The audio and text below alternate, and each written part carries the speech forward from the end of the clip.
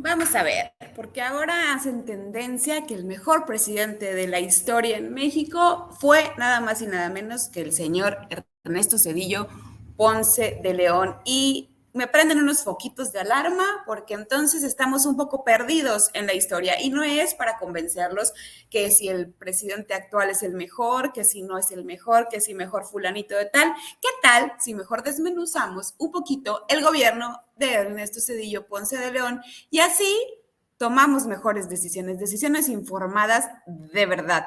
Tras toda esta algarabía de hacer tendencia al mejor presidente de México que dicen en su mayoría los mexicanos fue Ernesto Zedillo Ponce de León, vamos a destacar unos puntos importantes dentro de su gobierno para así tomar una conclusión y decir si realmente ha sido el mejor presidente de la República. ¿Les parece? Vamos a empezar con un poquito de historia. El sexenio del presidente Ernesto Zedillo Ponce de León fue a cargo del Partido Revolucionario Institucional. Obviamente, gobernó del 1 de diciembre de 1994 hasta el 30 de noviembre del 2000, cuando llegó Fox anunciando un cambio y peleándose con el PRI, a los que ahora defiende a capa y espada. Estuvo enmarcado por diversos momentos que ahorita vamos a recopilar, todos esos momentos que marcaron la trayectoria desde antes que asumiera la presidencia. Ese sexenio y esa elección estuvo marcada por un evento muy triste, el cual sucedió en Lomas Taurinas, en Tijuana. ¿Lo recuerdan? El 23 de marzo de 1994, el que era el candidato del Partido Revolucionario Institucional perdía la vida. Luis Donaldo Colosio Murrieta era el candidato y el encargado de llegar a la presidencia, no Ernesto Zedillo. Sin embargo, ocurre esa desgracia y es Ernesto Zedillo quien asume la candidatura y llega a la presidencia de la República con un 48.69% de aprobación en los votos. Llega Zedillo y se hace presidente de México. Desde muchos sucesos que marcaron ese sexenio y que lograron que todo el mundo volteara a vernos, casos muy tristes con indígenas, con estudiantes, cosas turbias dentro de los procesos político-electorales en México, la privatización de alguno de los bienes de la nación. Empezaron las privatizaciones y nos empezaron a quitar todo, y entonces los mexicanos empezamos a sentir que el agua nos iba subiendo y nos iba subiendo. Sin embargo, nadie dice nada y hoy dicen que fue el mejor sexenio. Imagínense nada más. Empezamos desde el error de diciembre. Uno de los primeros grandes retos que enfrentó Ernesto Zedillo fue enfrentarse al dichoso error de diciembre, llamado así por Carlos Salinas de Gortari, una crisis y una devaluación del peso mexicano tremenda, una fuerte fuga de capitales, falta de liquidez y un aumento en la deuda del país. Fue lo que vivimos en el final del sexenio de Gortari y el inicio de Ernesto Zedillo. ¿Se acuerdan? ¿O nos vamos a hacer majes y decir que no pasa nada y que entonces es el mejor? Llegó Ernesto Zedillo y su brillante idea para solventar la crisis y reparar un poco el golpe al bolsillo de los mexicanos fue pensar nada más en quiénes, en los de arriba, en los banqueros, en los empresarios y en la gente rica de este país. Inventó así y lo sacó de la manga el FOBAPROA, ese fondo de protección al ahorro que nada más dio liquidez a los grandes empresarios, a los banqueros y a la gente millonaria del país. Y hoy los mexicanos seguimos pagando el FOBAPROA, seguimos pagando ese rescate a los de arriba, porque hubo muchos economías que se vieron para abajo, las familias que eran emprendedoras, que tenían pequeños negocios, los pequeños empresarios, mucha gente se quedó sin trabajo y a ellos no hubo un FOBAPROA que los rescatara. Familias que habían invertido todo su capital en tener un pequeño negocio, una papelería, una carnicería, una tienda de abarrotes en su colonia, no sé, invirtieron en hacerse de unas pequeñas maquinarias para empezar una constructora, familias que apostaron por emprender y perdieron absolutamente todo su capital del 94 al 2000, y a ellos no hubo un presidente de la República que los volteara a ver y creara un fondo de ahorro porque solamente se blindaron los de arriba, y nosotros los de abajo seguimos pagando ahorita, y nuestros hijos y nietos lo seguirán pagando para proteger a los de arriba. Y yo nada más les voy a hacer una pregunta, porque no me quiero ver muy obvia. El gobierno del PRI con Ernesto Zedillo buscó un fondo de ahorro para rescatar a los de arriba. Hoy, ¿quién te rescata? A ti. ¿Y quién te da para que puedas emprender y empezar a buscar algo más por tu familia? Nada más. Otro detalle dentro del gobierno de Ernesto Zedillo Ponce de León fue el levantamiento del Ejército Zapatista de la Liberación Nacional.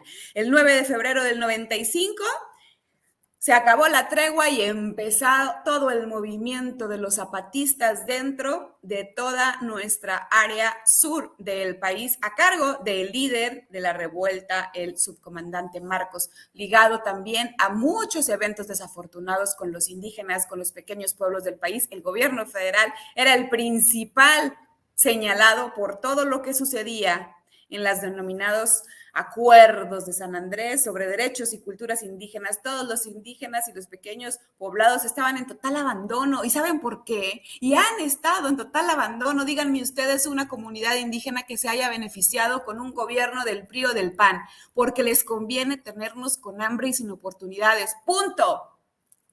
Es sencillo y no necesitamos dos dedos de frente para entenderlo.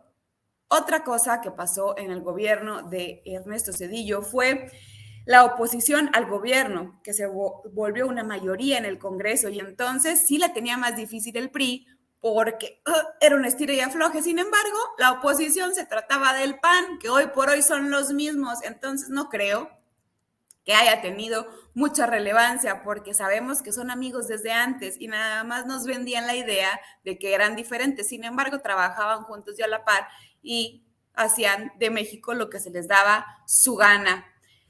Hubo un evento muy marcado dentro del gobierno de Ernesto Zedillo que se suscitó el 22 de diciembre de 1999 entre paramilitares y gente del gobierno federal en el municipio de Chenaló, ubicado en la región de los Altos de Chiapas del sureste de México. Lo pueden buscar para que vean un poquito de todo lo que sucedió. Después, bienestar para la familia. Surge la promesa de campaña presidencial de Ernesto Zedillo, que era el bienestar para la familia. Le empiezan a reclamar los mexicanos que dónde estabas, y tras un sexenio caracterizado por dificultades económicas, el resultado fue un nulo bienestar para las familias. No existió la promesa de campaña. Yo nunca dije eso. Me habla Diosito, déjenme, me volteo. No hay cash, no hay efectivo, no hay ayudas ni apoyos para la sociedad en México. Aquí se trata nada más de hacer un fondo de ahorro para los de arriba, y los de abajo pues no traemos cash. No hay solvencia, no hay economía y no hay dinero ni apoyos para los mexicanos. Sin embargo, para los banqueros y para los empresarios hubo y demás, y lo seguimos pagando. Y no me voy a cansar de decirlo, porque todas las familias mexicanas tuvimos que enfrentar un importante crecimiento de IVA, de costo de alimentos, de costo de rentas, de servicios primarios. Se volvió a potencializar la pobreza en este país. 40 millones más de pobres hubo en el sexenio de Ernesto Zedillo Ponce de León. Lo voy a recalcar, la pobreza en México subió 40 millones más con Ernesto Zedillo.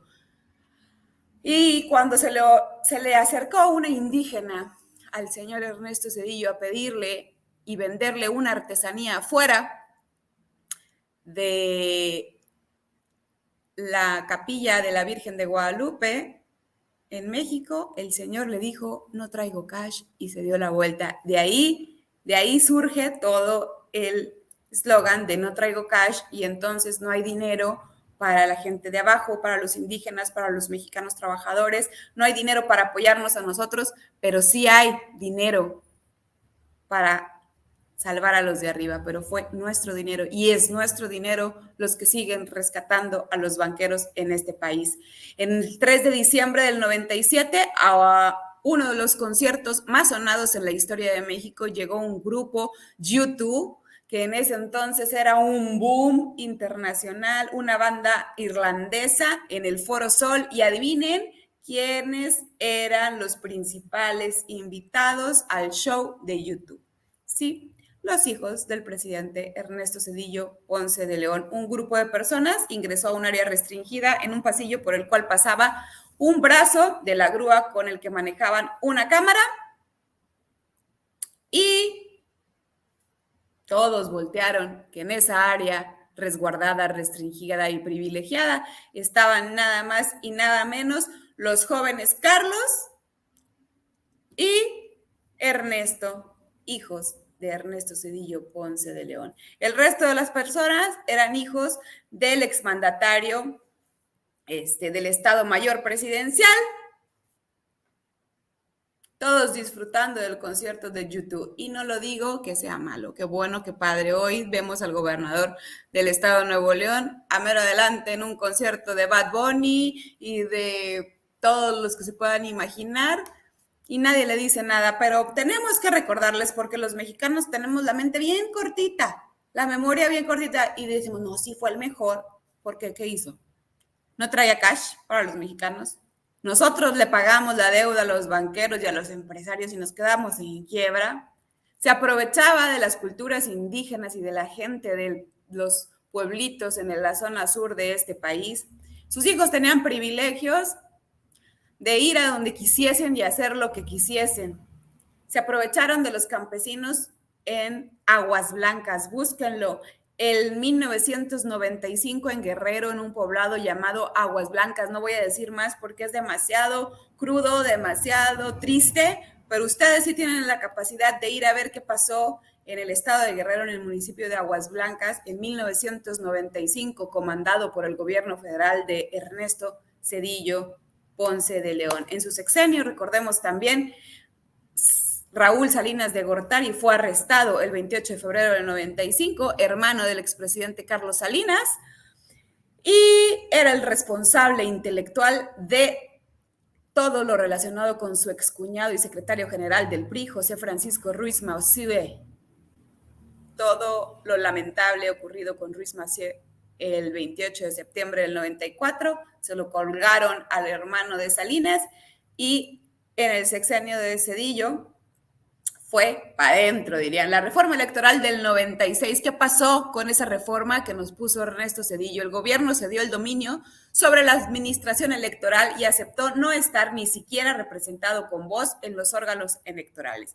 El cambio más importante derivado de la reforma del 96 fue la nueva composición del consejero general del IFE, que entonces, desde entonces ya el consejero presidente o el consejero general del antes IFE y hoy INE ya tenía sus privilegios desde Ernesto Zedillo en 1996. Entonces, ¿a qué le tiramos cuando decimos que Zedillo fue el mejor? Reconoció la victoria de Vicente Fox a los pocos minutos de que el IFE dio a conocer el conteo de votos en las elecciones del 2000. Raro que un priista lo acepte a la primera. Algo estaba ahí mal, algo estaba ya acordado, que Ernesto Zedillo luego dijo, ganó Fox, felicidades, qué bueno. Y se cerró el sexenio de Ernesto Zedillo Ponce de León. Antes de emitir una crítica a este video, antes de empezarme a decir de todo, porque Ernesto Zedillo es para ustedes el mejor presidente de la República, los invito a leer un poquito, a ir más allá, a ver realmente qué pasó en ese sexenio, cómo nos afectó el FOBAPROA, cómo nos sigue afectando el FOBAPROA. Y ojo, fue Ernesto Zedillo, de la mano de Emilio Azcárraga, los que reconstruyeron Televisa. ¿Con dinero de quién y para quién? Porque hoy por hoy Televisa es el medio de comunicación que sirve sin preguntas y sin poner ninguna objeción a los del PRI y los del PAN. ¿Por qué? ¿Por qué Ernesto Zedillo ayudó a Azcárraga a reconstruir Televisa? Y hoy, desde el 96, y hoy Televisa es el principal protector del Partido Revolucionario Institucional. Esa y muchas otras cosas podrán encontrar si le rascan tantito a la vida del hoy mejor presidente de México.